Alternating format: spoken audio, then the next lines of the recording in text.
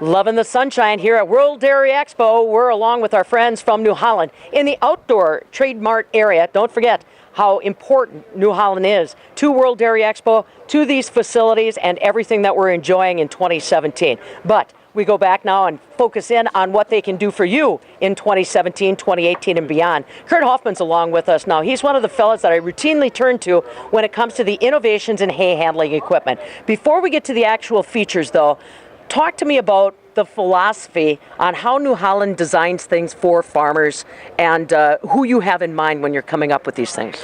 You bet. Yeah, we always talk to farmers all the time. We're out there asking, what could we do better?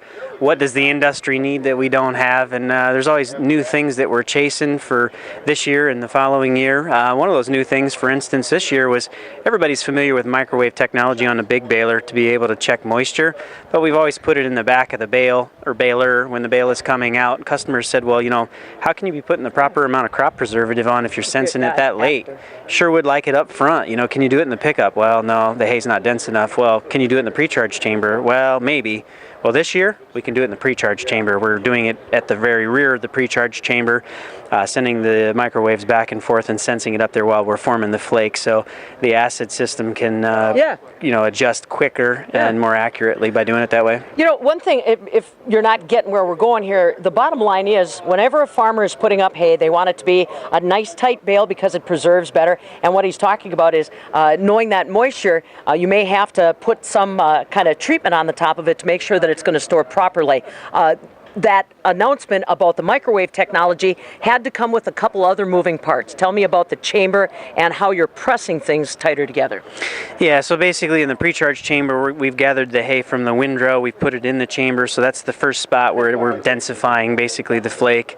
Then we'll take that flake, lift the flake up in front of the plunger, and then it's crushed a second time into the face of the bale, and then forced out the back. And actually, as it goes out the back with curved side rails, we're actually crushing or compressing the bale even further. So there's really three stages where you compress it, but now because of the way we're able to mount things in the pre-charge chamber, we're able to do it up front where customers have really truly desired it to be for years. All that crushing, you're not doing any worse on leaf loss. No, exactly, because you're inside a container, there's no place for stuff to go. So how has it been going over with farmers? Very well. So far we've had a lot of interest in the microwave technology. That's where things are heading versus, say, a carriage bolt system with like a little plastic board where we send voltage between the two carriage bolts. It's more accurate at sensing it.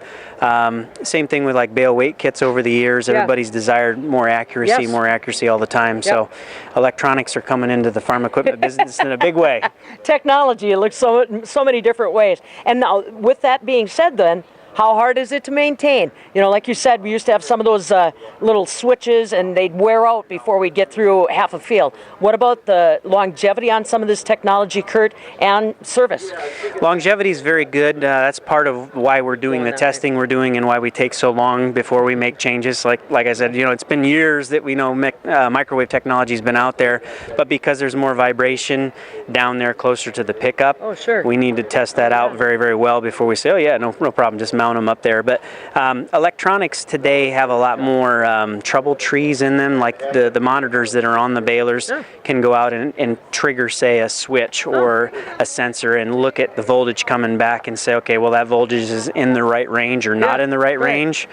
Some of the sensors have little lights on them, yellow lights or red lights, so we know whether they're getting voltage or whether they're working. So that's pretty easy on diagnostics then, even if I'm just the grower walking past it. You got it. Yeah, we're trying to make it as easy as possible at all times. That's a theme. I've worked with New Holland how many years, and that's a theme that you will notice if you get into any of their equipment.